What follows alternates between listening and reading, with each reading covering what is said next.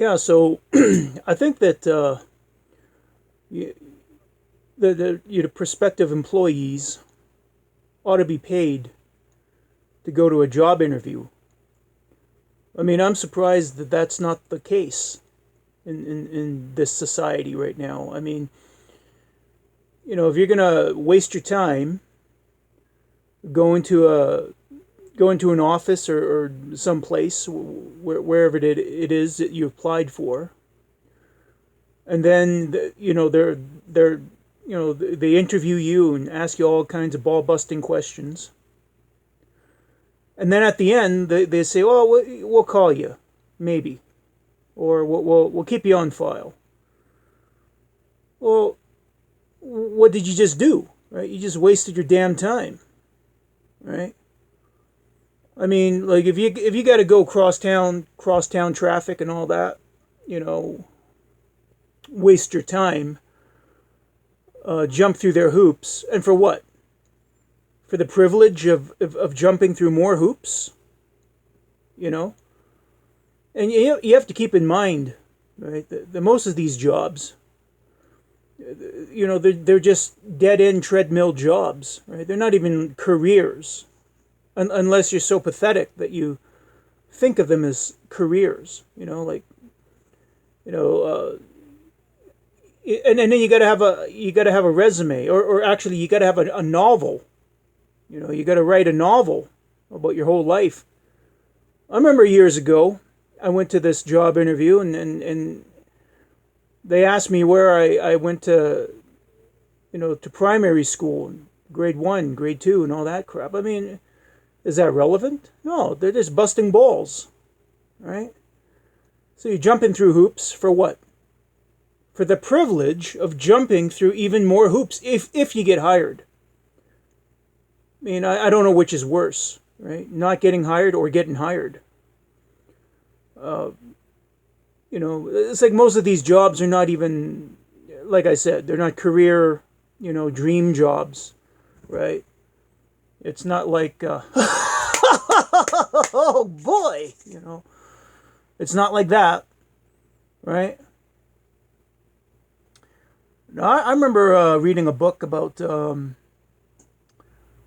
was the astronaut, Chris Hadfield, the singing astronaut, the guy that sang the Space Oddity David Bowie song on the space station. I guess he wrote a book later on, and and and he described the process of becoming an astronaut, which was basically jumping through a lot of hoops. He had to jump through hoop after hoop, and then they'd have these grueling ball busting interviews, and then followed by, you guessed it, more grueling ball busting interviews, and all of that. And there was a good chance that you're not going to be selected. A very good chance you're not going to be selected, right? And so, I mean, for him, I mean, he was selected, but he went and went through all these interviews, and okay, I can kind of understand for something like that. I mean, there's been 500 people or so that have been to orbit. For something that majestic and monumental, I can understand. Okay, a little bit of ball busting, a little bit of hoop jumping, you know, a little bit of navigating through the maze or whatever, whatever they're going to have you do, right? Did you really go to Harvard? Did you really go to Princeton or Caltech, or are you really a PhD in rocket science? Can you? Okay, I can kind of understand that. But when you go and apply for some stupid job like mopping floors or washing dishes or some service job or something that's basically what I would consider a treadmill job that doesn't mean anything. Basically, you're going in circles, and you're earning bum pay, long hours, put up with abusive bosses, or if you're working with the public, put up with abusive people in general, day after day, week after week, month after month, and in some cases, for some poor bastards, year after year. Now, through all of that, right? I mean, you go to these interviews, and they're jobs that you don't really want in the first place. Like I said, I don't know which is worse, not getting it or getting it. But it's like you go to these interviews. The least they could do, the very least, is give you a few bucks for your trouble. Now, some would say, well, hey, Stanley, that's highly irregular. I mean, we don't do that. That's not normal. Well, of course it's normal. In fact, there's historical precedence for such activity. You ever call a plumber, electrician, a fix-it guy, a fix-it face? You call a fix-it face to come to your house. One of the first things, you call them on the phone, and they'll say, well, depending on the fix-it face, right, he's going to charge you, $50, $20, $100, whatever it is, just to come to your place. I remember I had one bastard that came to my place, a fix-it guy, fixing, laundry machines or, washer, dryer, that sort of thing. He came by, and, the estimate was for several $100s. So I said, well, so I decided not to do it. I mean, it was just, I'll just wash my clothes in the tub, right? Forget it, right? I'll make do without.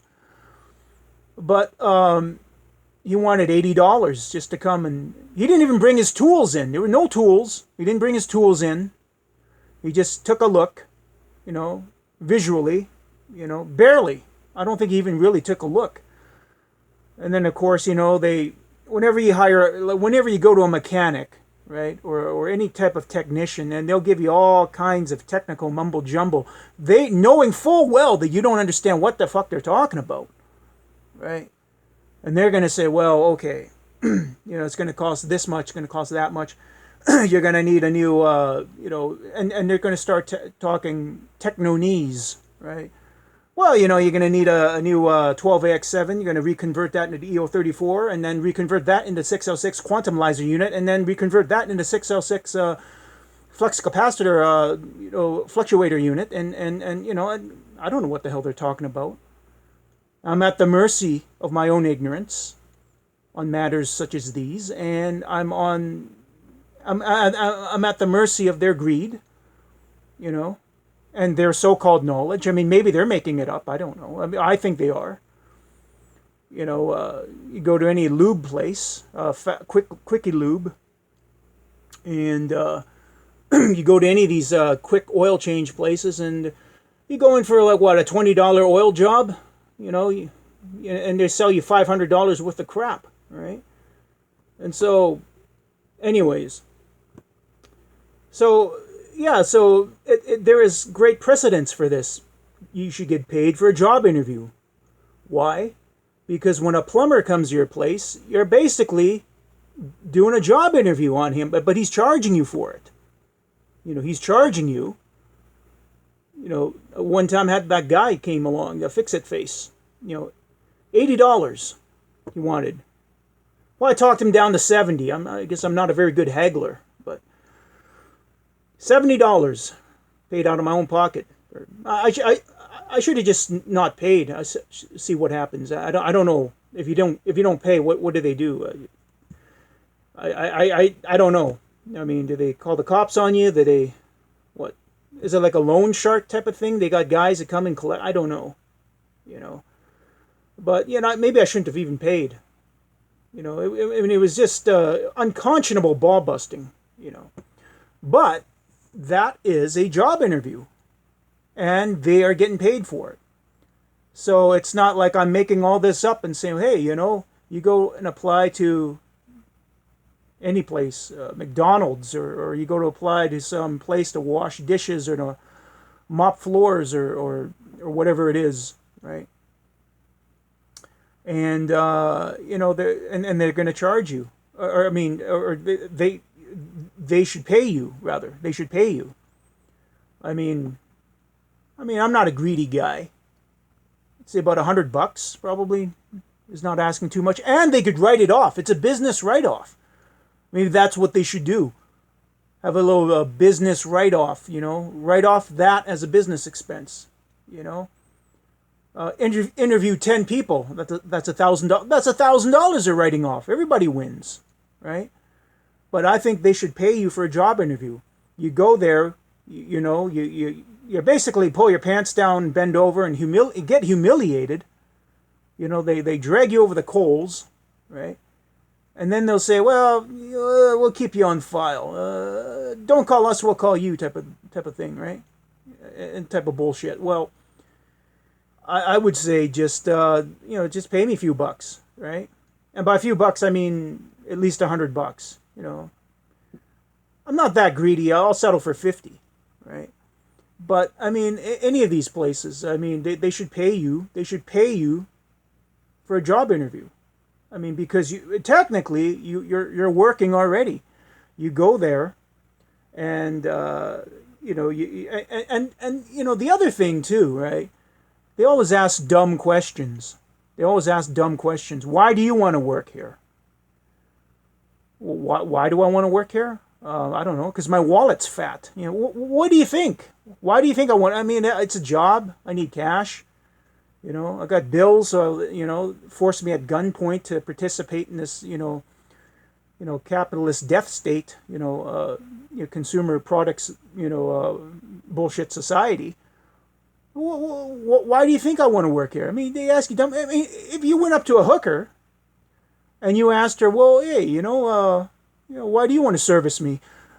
What do you expect her to say, right? What's she gonna say? Because all the hoes on my block have serviced you before, and they said you're great. I mean, no. I mean, she needs her cash, right? So that she won't starve for the night, so that she'll have her can of refried beans, or I don't know what they eat. But, they'll have their maybe their heroin fix or whatever. They need that kind of cash, right? And they're willing to do a lot of disgusting things for it. Well, just like the normal population is willing to do a lot of disgusting, demeaning, degrading things just to earn a few bucks. Because the whole economy is based on that.